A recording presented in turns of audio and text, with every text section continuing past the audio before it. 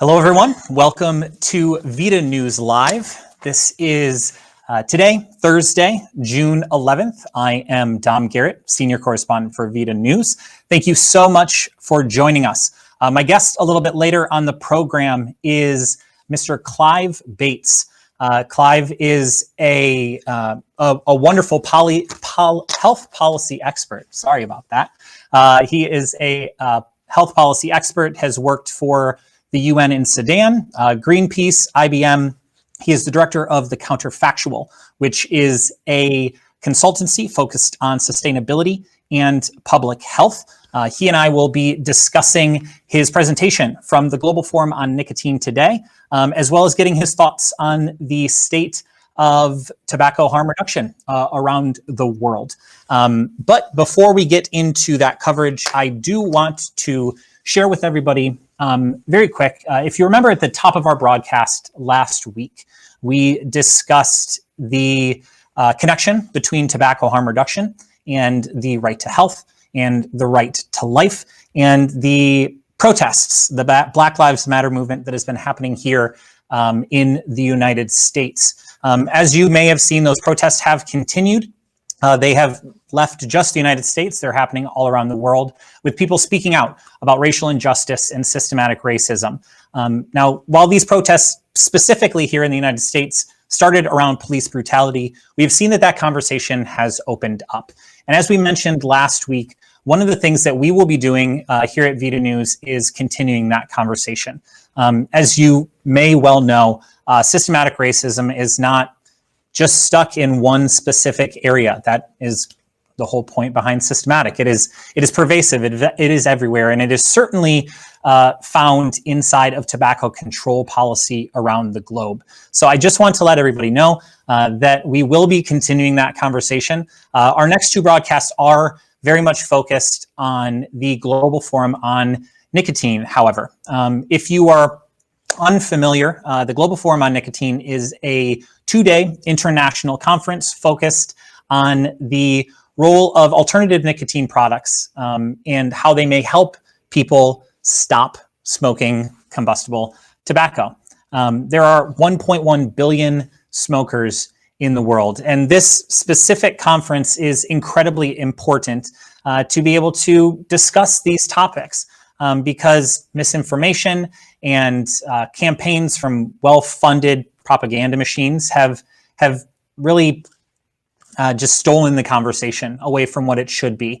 And that is the focus on the humans that are behind that. And you know, that is our mission here with VIDA News as well. So just to give you guys a little bit of an update on how the first day went, it started today. Typically the conference would be in Warsaw, and I have mentioned on the broadcast before that we were going to be in Warsaw for that, but because of coronavirus, that has moved online. But it certainly did not stop GFN from moving forward. They made the entire conference free for everyone to be able to watch. It was live streamed.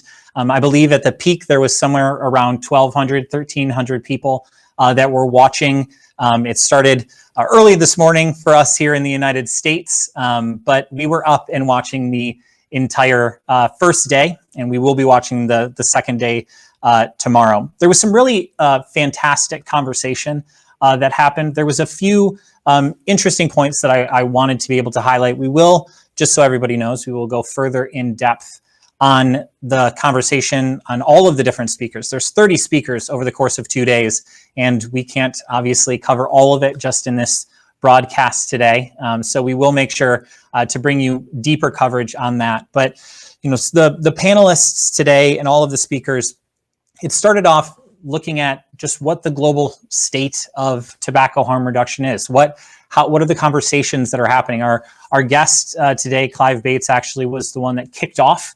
after David Sweaner and company gave us some introductions. We talked about what some of the issues that are facing tobacco harm reduction, and I will certainly ask Clive a few more questions about his presentation.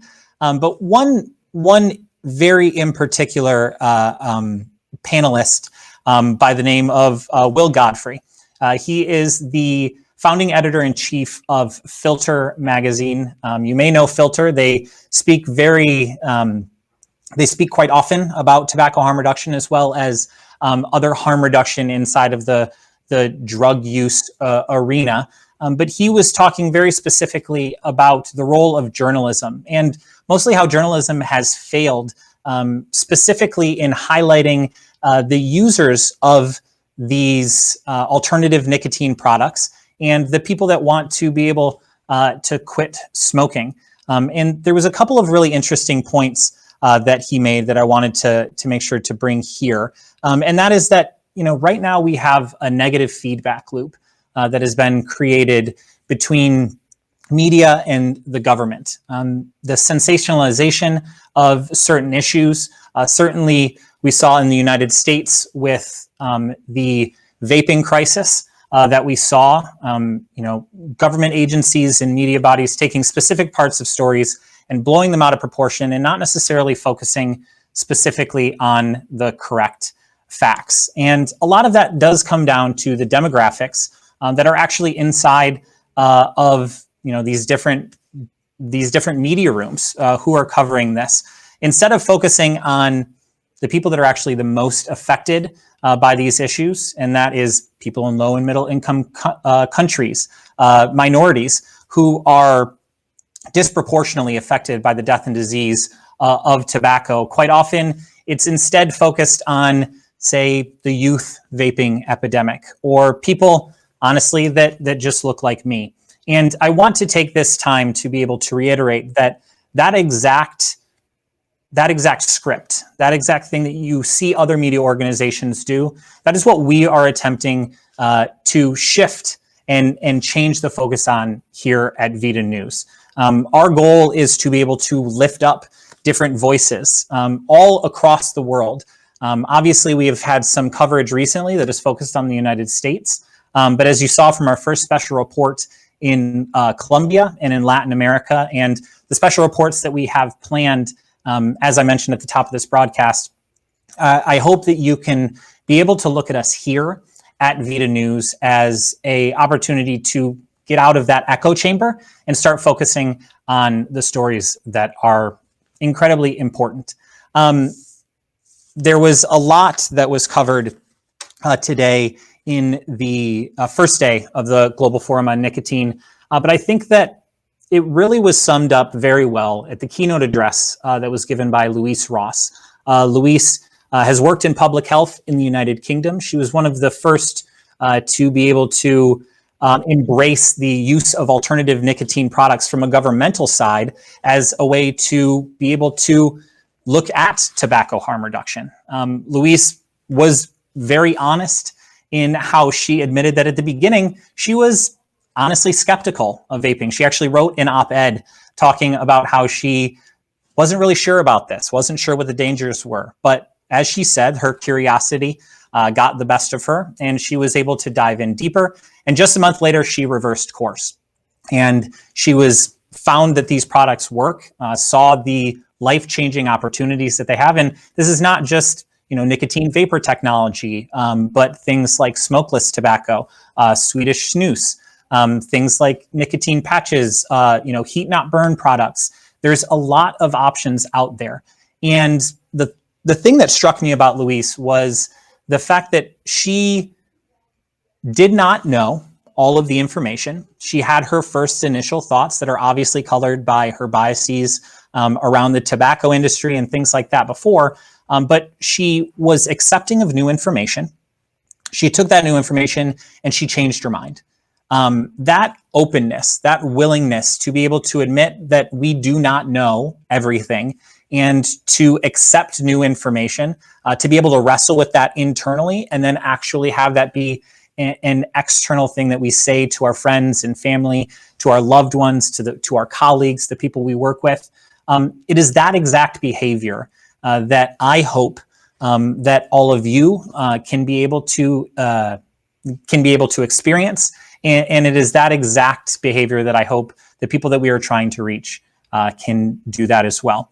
The one quote that stuck out to me more than anything, and it really is at the crux of all that we do with tobacco harm reduction, and that is the idea that less smoking equals more birthdays.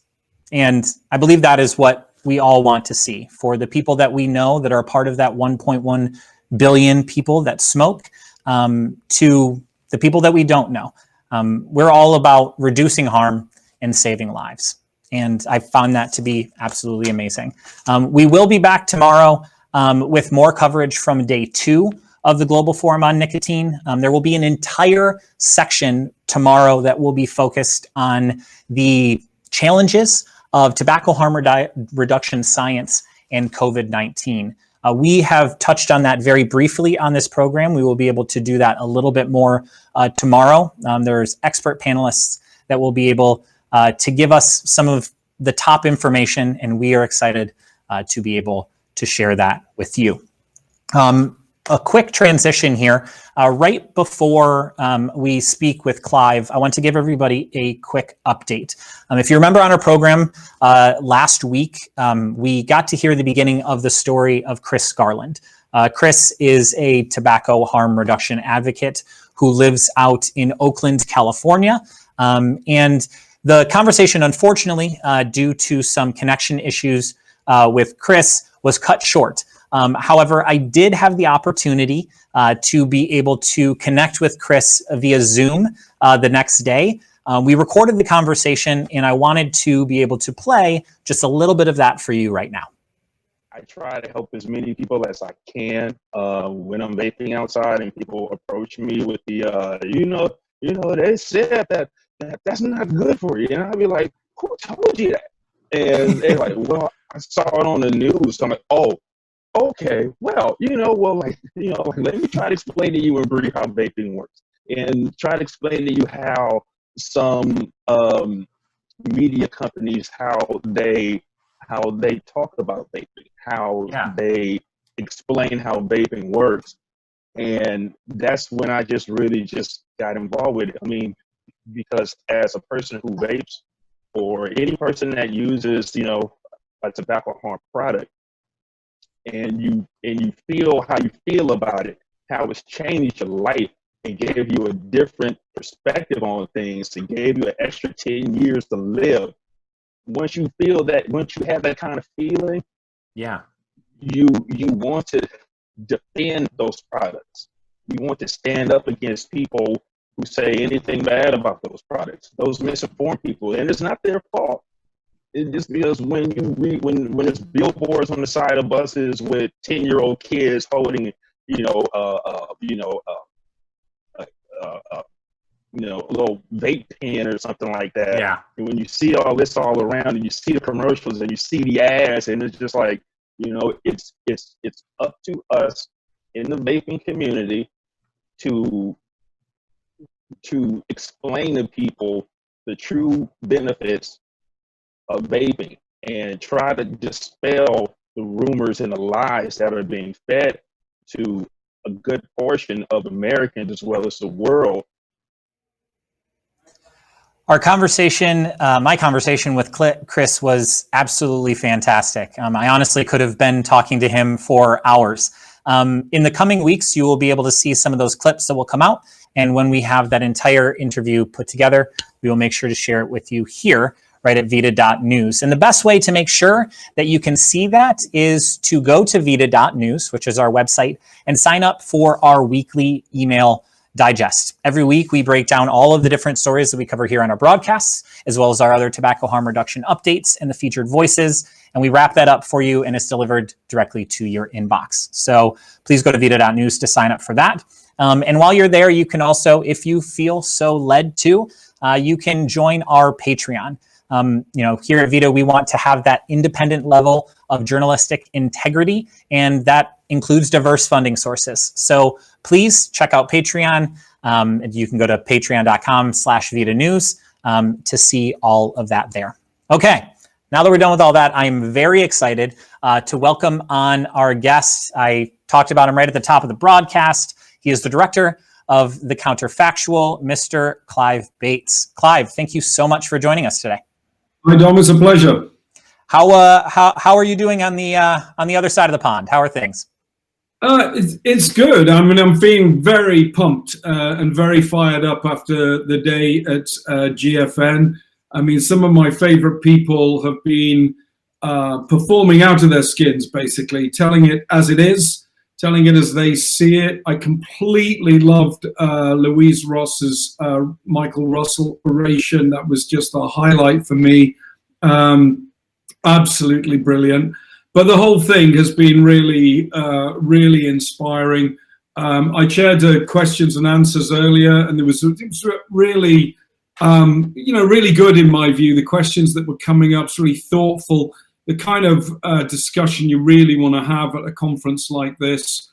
Normally we'd be retiring to the bar around now, but I guess that's something we'll just have to wait for another year or so to do next time. But yeah, great conference, great discussion. I hope everybody tunes in for tomorrow, because there's another fantastic lineup tomorrow. Yes, it really was amazing. And I have to admit, I am very disappointed that we are not able to, have a couple of pints to be able to discuss this, but I'm glad that, we get to have a conversation here with everybody on our broadcast. Right off the bat, I would love to, I do want to get into some of the things that you did talk about, both in the question and answer in your own panel, but, you in particular have a very diverse background. You've worked for a lot of different companies in a lot of different sectors. So I would love if you can just give our audience a quick overview of, sort of how you ended up as a part, such a vocal part of this tobacco harm reduction fight across the board. Well, I started life in the corporate sector. I worked for IBM for many years. Then I took a change of direction, did a master's in environmental policy, worked for Greenpeace for a while, and then in Central Eastern Europe. After that, I joined, it was difficult to progress in the environment movement, so there's a lot of people crowding in, and there was, it was difficult to move on. So I jumped sector and worked in public health. So I moved to Action on Smoking and Health in 1997, where I was the director. Had just the most amazing time there running small organization. After that, actually, I made a move into government. So I went and worked in Tony Blair's strategy unit in the Cabinet Office in the British government. I worked for an environmental regulator, the UN in Sudan, the Department of Energy and Climate Change. And then I came back. I decided I would work as a consultant, freelance, enabled me to travel more freely. I work in sort of now, my wife is a diplomat, so work in different countries, currently live in Nigeria most of the time. And so I've now got the flexibility of being a consultant in sustainability and public health. I don't, I avoid conflicts of interest with respect to the tobacco and vaping industry, but I live a pretty free and flexible life, and it's good. It's very rewarding. I'm considering the harm reduction agenda as like unfinished business from when I was at ASH. I campaigned a lot at the time to have people quite surprised by this, but to have the ban on snus lifted, which I, really as soon as I understood anything about the tobacco issue, I immediately understood how ridiculous that was. And obviously that's been an utter failure. Since I first started raising it in 1998, it's still well and truly banned. But who knows? Maybe in the end, reason and rationality and actual concern for health will win the day, and the EU will lift that stupid ban. And if the EU doesn't, well, maybe the UK will use its freedoms under Brexit to do exactly that. I hope they do. Yes, it is certainly, interesting, heartbreaking to see how, and I would love to, just get your thoughts on this. We discussed on our broadcast not last week, but the week before that, with Dr. David Abrams and Julie Wosner and Dr. Raymond Ayura about how, the idea of harm reduction in many other areas seems to, at least the WHO, other health organizations, seems to really embrace that idea, or at least they do now. When it comes to harm reduction in the world of tobacco, you see things like snus, you see these alternative nicotine products. What do you think the block is? Why has this not been embraced as much as other proven harm reduction methods? It's a really interesting question. I mean, you're absolutely right. It's a no-brainer in drugs, in sexual health, in many areas of public health.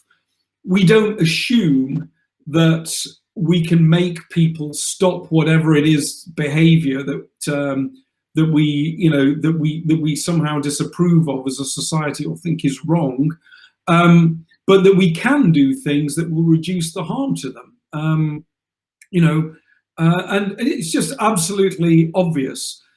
In tobacco control, I think they have always, first of all, I think there's an industry involved. So they see the tobacco industry and essentially attribute the problem to the tobacco industry.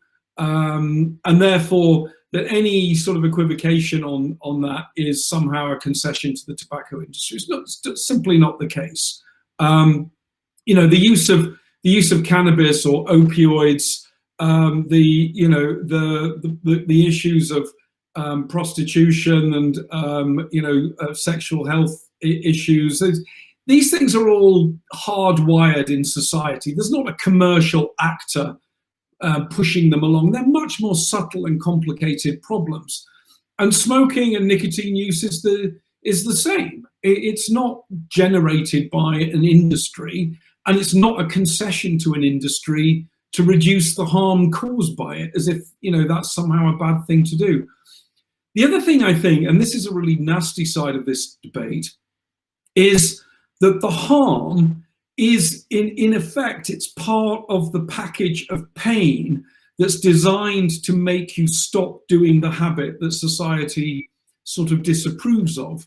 So you have this question, well, what if there were no harms at all with smoking or vaping? What if it was completely benign? Would the opposition to it actually just go away? And the answer is no, really, because the opposition is due to a sort of more fundamental kind of almost disgust about the way people are, not doing what they should, they're not behaving in the way that we would think. There's also a very strong class and minority-based dimension to this that you don't see with alcohol, for instance. So, many people who campaign vociferously against nicotine are quite enthusiastic alcohol users, and I've often joked with basically friends in the tobacco control world who are saying, well, in the end we should try and stop people using nicotine altogether, and we're both there drinking a nice glass of red wine. They say, well, do you think we should stop all use of this particular drug in this particular circumstances? And I think there's a kind of, drugs of the poor sort of snobbery here about it, in which this is something they let themselves down with. And the harms, the cancer, the heart disease, are something that they kind of have coming to them, and they ought to stop to get rid of those things. And I think the whole tobacco control agenda is quite interesting when you think about it, is we will inflict pain on you. We will put taxes on you. We'll put restrictions on you. We will stigmatize or denormalize you. We will, we will clear away the places that you go to socialize. We won't let you socialize in those places doing these behaviors. And the deal is the pain will stop when you give up the habit that we don't like. And I think that model, that quite coercive model, is quite deeply rooted in tobacco control. It's quite difficult to give up in favor of a harm reduction model in which you go with the flow of what people want. Consumers choosing to use low risk products in a lightly regulated market provided by private sector entities is not part of that playbook. It's very countercultural. Yeah, it's very interesting, and the fact that you talk about the stigma that is attached to that as well. we discussed that. There was a research that came out of UCLA, last year that was talking about the stereotype threat and how, that really just does reinforce it, especially with those people that smoke. So when it comes to, that in particular, that stigma and sort of trying to change that conversation, what in your opinion do you think is the best way for consumers, those that use these products, or even somebody that's watching that might not use the products, but they have their mom or their dad or their brother who smokes combustible tobacco? What do you think the best way to try to change that conversation is? Well, I think the most important thing is first of all to understand what's a problem and what's not. The real problem and the real reason people went into this business, in my case, was that I don't like cancer. I don't like the fact that people live with emphysema, drop dead with heart attacks. I think that's the issue, and that's what we're trying to stop. There's a lot wrong. There's a lot of harm caused by smoking, but the harm is caused by the smoke and not by the nicotine that people choose to use, or in some cases are dependent to. So I would be understanding about that. I think that I've never used nicotine myself, so I don't have direct experience of this. But people like it, depending on how you want to frame it. They like it, or they're dependent on it, or it's an important part of what they do. So go with that. If you've got something that says, well, you can carry on more or less doing what you like doing, you obviously, most people don't want to die of cancer, have a heart attack, or be unable to breathe. So let's see if we can fix that. Let's move to a situation where at least you're using nicotine in a way that doesn't do all this harm. And if you want to move on from that point and give up nicotine altogether, that's your call. You'll find it easier, but at least in the meantime, we'll have dealt with the stuff that's causing really nasty diseases. And if you want a masterclass in how to think about that, then I suggest people watch Louise Ross's Michael Russell oration today, because the key ingredients in that are empathy, humility. They are about insights into how people feel about this. They're about pragmatism, not ideology or idealism. They're about fixing concrete problems for people in a way that works for them. And above all, they're about results. This isn't just some woolly kind of, well, let's all have a group hug. Louise Ross and her approach, they get results. They get results because they go with the grain of what the people who they're working with want. They're going with, they're pushing at an open door rather than trying to batter it down with taxes, stigma, restrictions, and kind of spiteful attitudes. And that's why I think they're successful. And that's why the products work. It's not just that they're effective as alternatives to smoking, it's that people want to use them. And the effect in public health terms is a product of how effective they are at displacing smoking, multiplied by the number of people who actually want to go down that route. So you can have these fantastic central nervous system drugs, but if nobody wants to use them because they make them feel weird, then great, you've got an effective product that no one wants, which means it's ineffective. Exactly. So you mentioned some concrete things, and I would love to be able to speak to a couple of, you gave a wonderful presentation today where you were talking about sort of what's wrong, and one of the things that you said in there was that there has been a structural change in media. Right, so yeah. Social media and things that shifted from the financial crisis.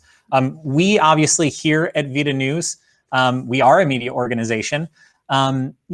Speaking directly to us and others that may be like us. What do you think that organizations like us can do to help move that in the right direction? Well, not to put you on the spot. It's difficult because we went from a situation where there were a few newspapers and television channels available to everybody. We more or less watched the same thing, and the content was curated by people who didn't feel especially strong sense of competition, or certainly not at the article level. They were competing at the channel level or at the newspaper title level.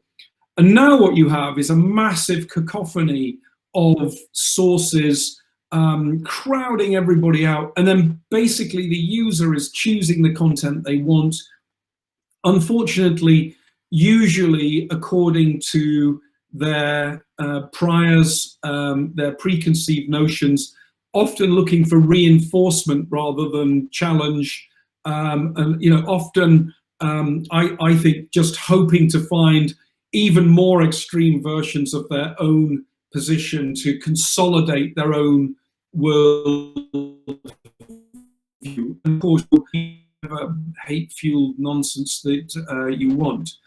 So my advice, I think, to media organizations is, first of all, keep it brief, because the attention span is way down. I'm not always the best at that, I realize that. Keep it brief because the attention spans are right down, but also try to get opposing views. Try to foster the discussion and the debate in a respectful and interesting way. And then maybe there'll be a market for people who want to see both sides pitted against each other, or both sides interrogated.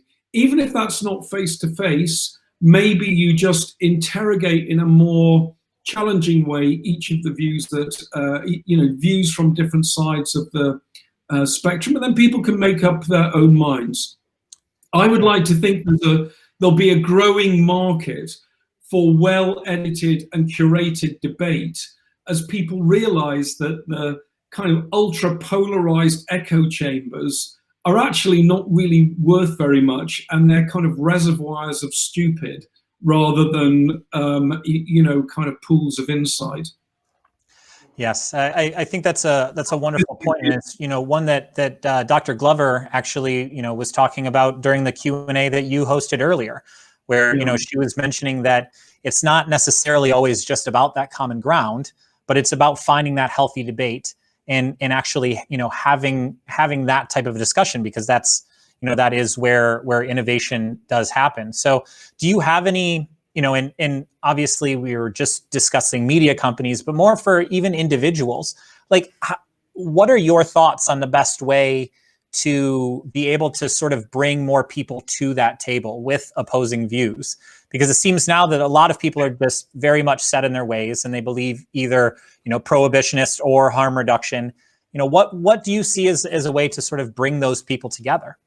I'm probably not the best person to ask about this, because I'm very impatient with the arguments from the other side, which I mostly look at that not through a lens of what professionalism looks like in public health. And there are other people, my good friend Joe Gitchell, for example, who are very kind of open-minded about discussions with anybody on any basis, whereas I have a bit more of a view that if you're in this business and you're paid money, you have a professional obligation to be realistic about the science, to understand the people you're dealing with, not to engage in kind of hate campaigns, abuse and bullying, to be open-minded. And I'm afraid I see rather too little of that. But having said that, I would say that if you can find the space for conversations in private, respectful discussions, if you can get to know people, break through the kind of sense that smokers and vapors are other, to be despised, to be marginalized, to be stigmatized, you can actually talk and understand where they're coming from, then you can make a lot of progress. I think one of the things I always say to academics and activists in this field is you think you're in this business and you've got all the answers. That's not true.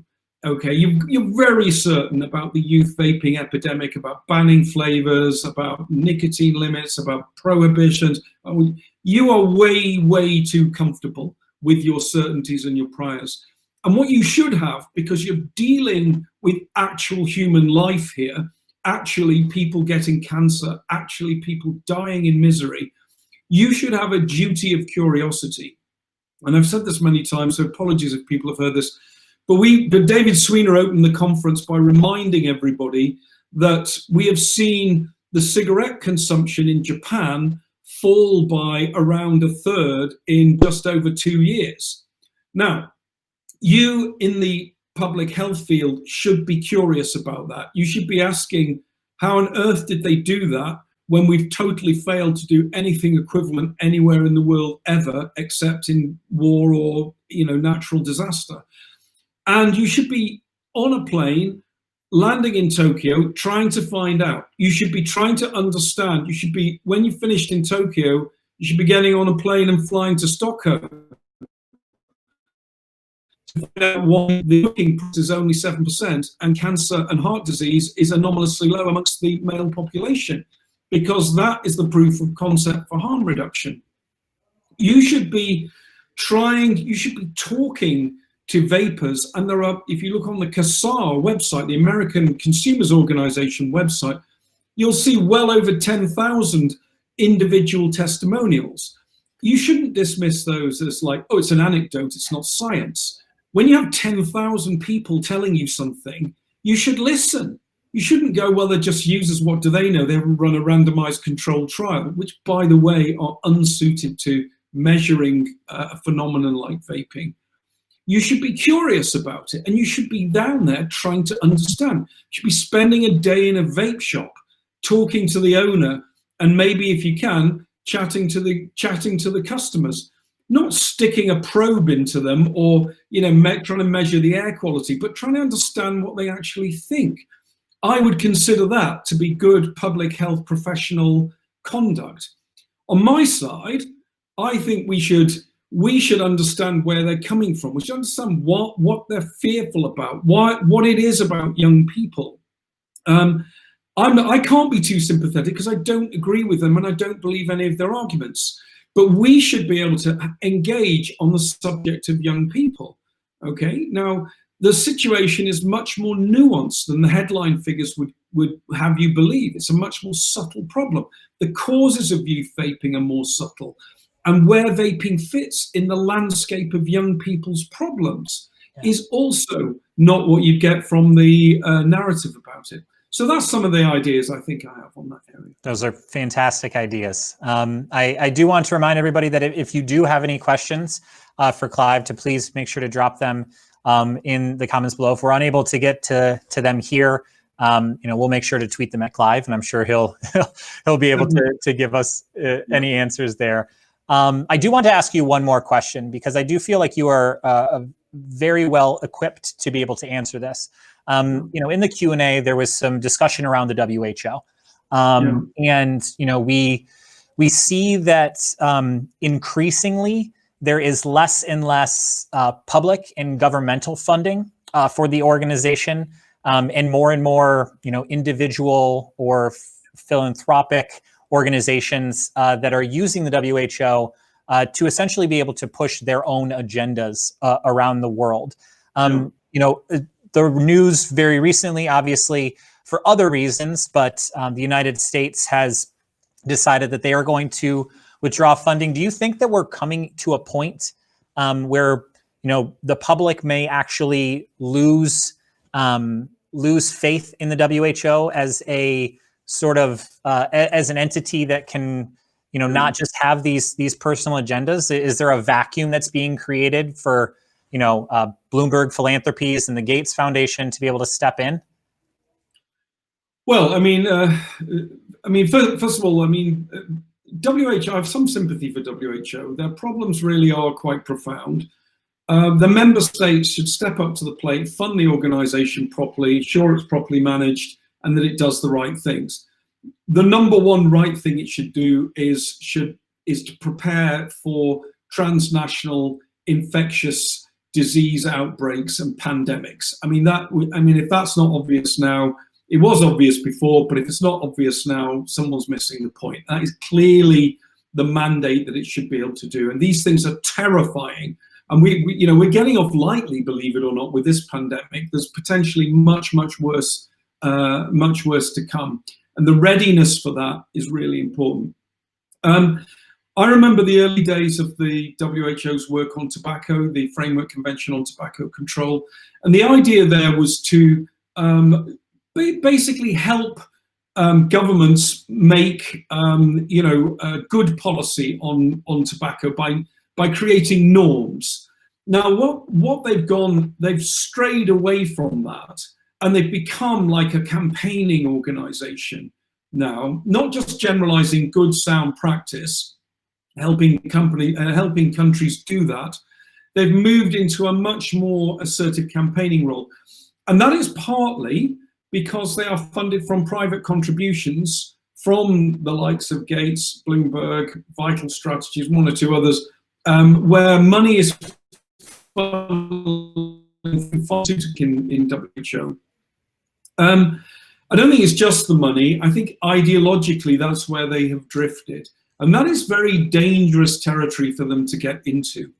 I'm not in the camp that says abolish the WHO. If we abolished it, we'd have to reinvent it again. It has some valuable, important functions. It just needs to work properly. It needs a modest approach to tobacco, which is focused on credible information sharing, policy support, economic analysis, and so on, that helps people make good policy, particularly in developing countries. It does not need to be an ideological zealot marching around trying to drag developing countries into bad policies. We clearly need an entity that deals with pandemics and major infectious diseases. That needs to be reset and restarted again with top quality science, early warning systems, and all the rest of it. So there is a future for WHO, but the member states have to step up to the plate, fund it properly, drive out the voluntary contributions. That's a ridiculous way to fund an international organization, and get it a clear mission, a limited mission, get it back on track, stop it producing rubbish science and rubbish analysis. That's the responsibility of the shareholders of WHO, the executive board, and the parties to the Framework Convention on Climate Change. They need to get a grip on it, and they need to do that quickly. Wonderful. Clive, that is all that we have for you right now. I want to make sure to honor your time. I really do hope that this is the first time we've had you on the program. I certainly hope it is not the last. I have personally had many people say, "Oh, you definitely need to make sure to have Clive on." So I'm incredibly gracious for your time. And do you have any specific parting thoughts for our audience today? I think if you're in public health and you're in tobacco harm reduction and you're in this field, there's an almighty struggle, okay? And it can feel very depressing at times. The other side seems to have unlimited money, unlimited almost capacity for mendacity. It seems to be incredibly influential. But my belief is that we will prevail, and we'll prevail because the underlying cause is right, the underlying market dynamic is right, because people don't want to die of cancer and heart disease, because there's people like Louise Ross who are in the game, who understand this from the bottom up, and that's how it will work. It'll work from the bottom up because people just want this. No one wants the cancer, no one wants the heart disease, but people do want alternatives, and they do want to be left alone to look after themselves at their own initiative and at their own expense. And if we keep that in mind, then ultimately we'll prevail. Fantastic. Clive Bates, Director of the Counterfactual, thank you so much for joining us today. It's a pleasure. Hope to see you again. All right, that is our broadcast for today. Make sure to follow along with us on all of our social media platforms. You can find us at vida.news, and we will be back again tomorrow, wrapping up day 2 of the Global Forum on Nicotine. We will have a special guest. The head of Tobacco Harm Reduction Malawi will be on our program, and we look forward to seeing you then. Thank you so much.